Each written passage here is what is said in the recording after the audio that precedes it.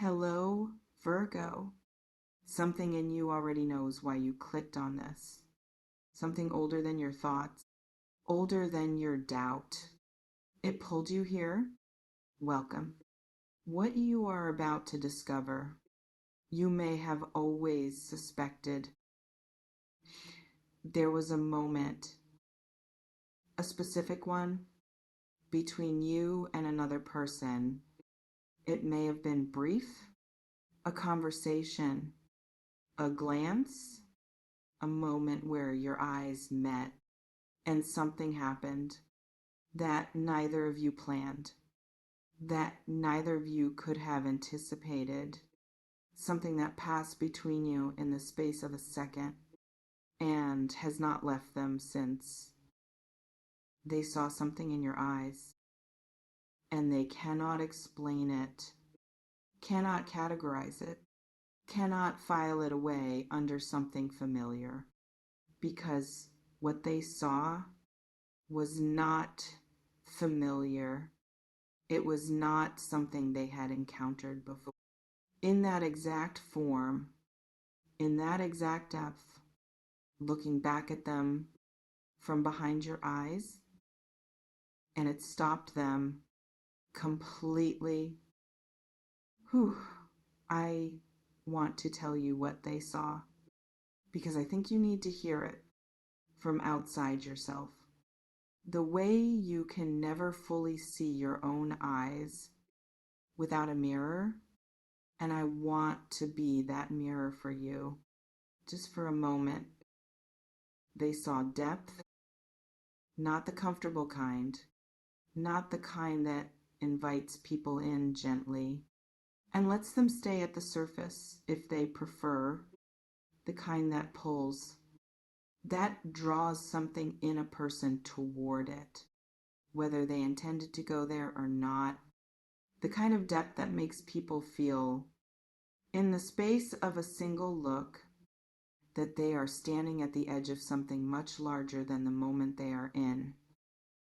They saw knowing, the particular quality that lives in the eyes of someone who has been through things, real things, things that left marks but did not leave bitterness.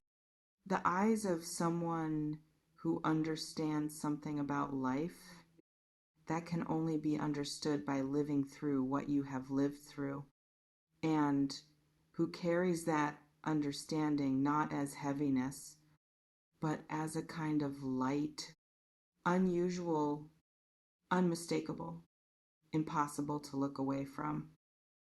And they saw something else, something harder to name, a quality that made them feel in the moment of looking that you were seeing them all the way through, past the version of themselves they present to the world, past the performance, past the carefully managed impression, into something real, something they rarely let anyone close enough to see. And they were not afraid of it. They were undone by it.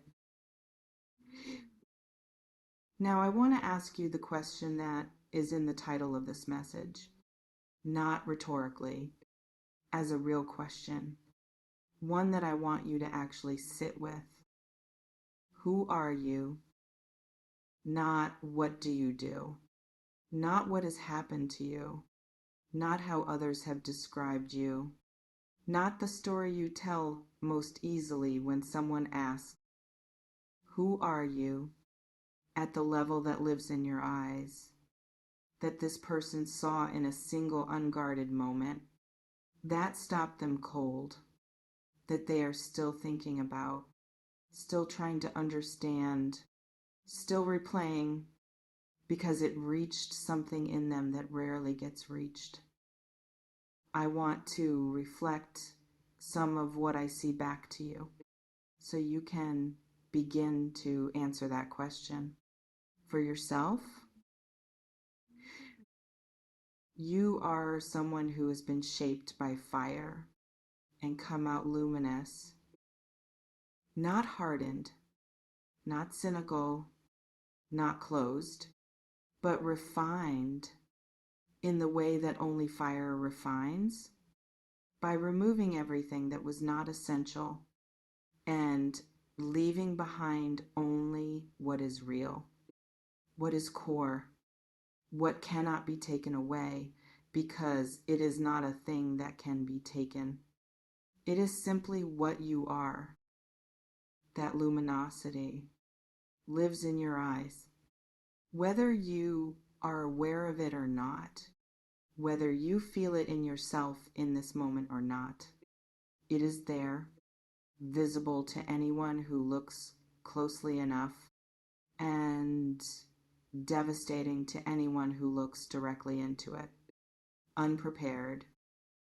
This person looked directly into it. Unprepared. Whew. You are also someone who carries an unusual relationship with truth. You do not perform, not in the way most people perform, not the constant management of impression, the careful presentation of the self that is most likely to be well received. You have a quality of being, of simply existing in a space as yourself, fully, without the layer of performance between you and the world. That is extraordinary and rare, and it communicates itself through your eyes in the way that all truth communicates itself, without needing to announce itself, without trying, simply by being what it is. When this person looked at you, they encountered that truth, and their system, which is accustomed to people performing, to the constant subtle management of impression that most human interaction consists of, did not know what to do with someone who simply was not doing that. They were startled by the realness of you.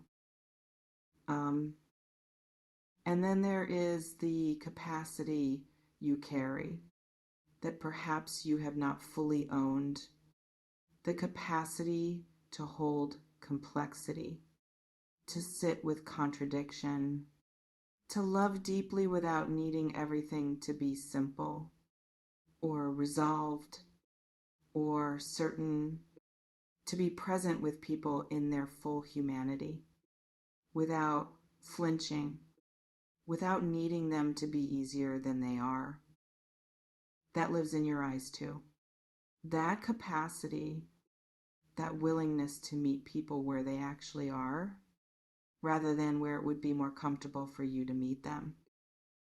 And people who encounter it feel it immediately, feel the safety of it, the particular safety of being around someone who can hold them, all of them, without judgment, without reduction, without asking them to leave any part of themselves outside. This person felt that in a glance, and they could not believe it because they had not felt it before, not like that, not in a single look. I want to bring this back to the question, who are you? Because I think you have been underestimating the answer. You are not ordinary. I do not mean that in the way people say it carelessly, to make someone feel good. I mean it in the most literal sense. The things that live in you, the depth, the knowing, the capacity to see and hold and meet people fully, are not common.